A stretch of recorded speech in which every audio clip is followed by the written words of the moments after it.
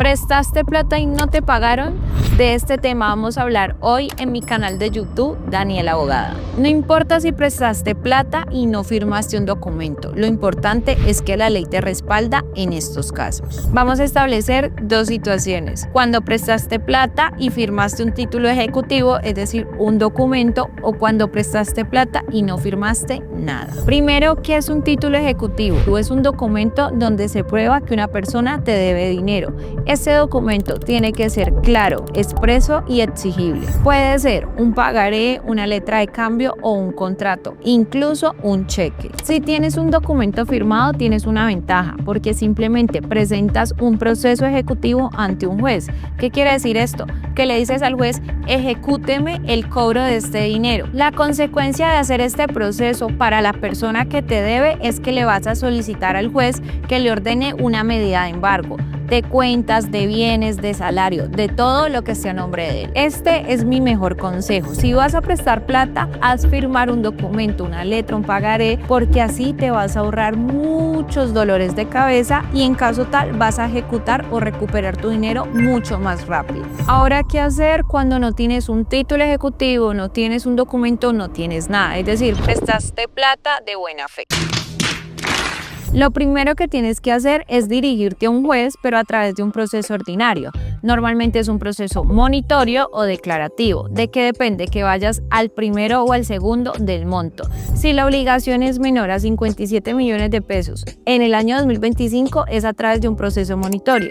Y si es mayor, es a través de un proceso declarativo. Lo primero que tienes que hacer es reunir todas las pruebas: conversaciones, transferencias, testigos. Luego demostrar que sí fue un préstamo y no fue un regalo. Esto se demuestra con fundamento a las pruebas que vamos a presentar. Se redacta una demanda donde se mencionan los hechos, el día en que fue, cómo fue el acuerdo, en qué tiempo. Recuerda que tenemos también que mencionarle al juez las mismas condiciones como si lo hubiésemos establecido de manera escrita. Tenemos que indicar el plazo, el tiempo y cómo lo iba a devolver para que al juez le quede de una manera muy clara cuál va a ser la ruta jurídica que él va a tomar. Cuando el juez reciba tu demanda, lo primero que va a hacer es revisar que cumplas con todos los requisitos de una demanda que está consagrado en el Código General del Proceso. Después de eso va a admitir tu proceso, pero ahí no quiere decir que ya te esté dando la razón. En estos momentos él lo recibe para analizarlo y te va a entregar un número de reparto, un número de radicado,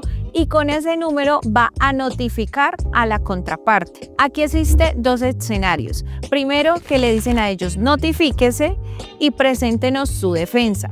Si ellos presentan su defensa, tienen que demostrar que no hubo un préstamo o que ya se pagó. Pero ¿qué pasa cuando tu contraparte no se presenta?